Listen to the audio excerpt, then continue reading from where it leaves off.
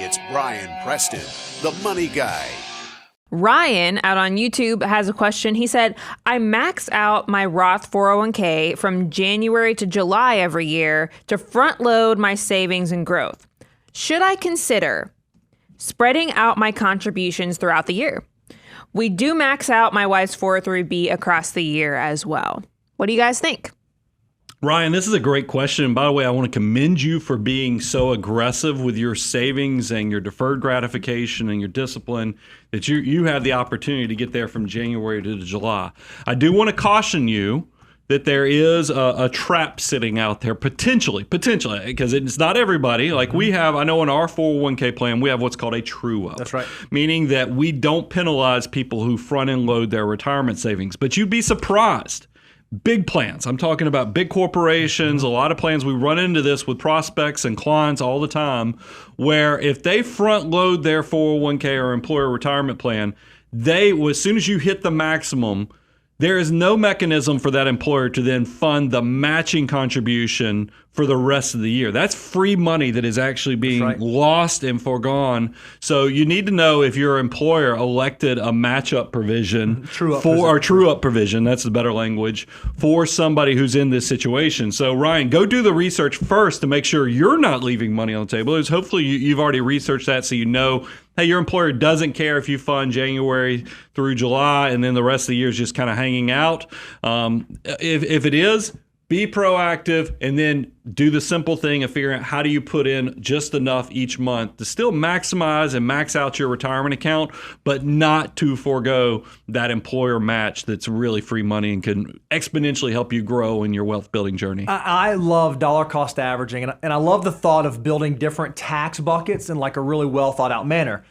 This year, since you max out from January to July, it's worked out really, really well for you, right? You had dollars going in when the market was getting its teeth kicked in, so that's like beneficial. If you were implementing this strategy in 2018, boy, you missed a big opportunity, right? Or 2008. Fourth quarter of 2018 or fourth quarter of 2008, the market gets hammered, so you don't have those dollars going in. Ryan, you told me a little thing I know about your cash flow situation is you have the flexibility in cash flow that you're able to have these big contributions going in at the beginning of the year. So your amount that's coming out of your paycheck is pretty big. One thing that I would consider if you really want to be able to capitalize with dollar cost averaging throughout the whole year is decrease your 401k contribution to max out at the full $20,500. I want to say it's like $1,670 something a month, right? But whatever you were normally doing January to July, take that excess and start dollar cost averaging that into your after-tax portfolio. So then not only are you building up your pre-tax assets, or in this case, your Roth assets, your 401k, you're still saving the same amount of dollars, but you're allowing yourself to do it in a different type of account that you'll have access to. I am a proponent for spreading it out. I still do that on accounts where I can do that as opposed to doing that annually.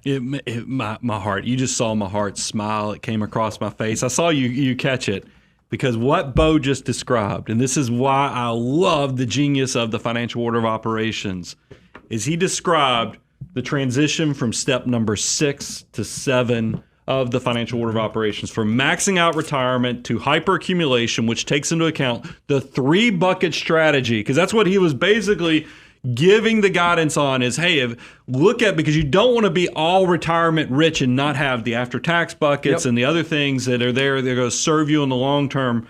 That is great advice. Look, if you want to go check out the financial order of operations, go to moneyguy.com/resources. You can have the free deliverable. If you really want to accelerate your path to financial independence, go check out learn.moneyguy.com. We actually have a course that will help you go deep dive so you can answer questions just like Ryan just asked.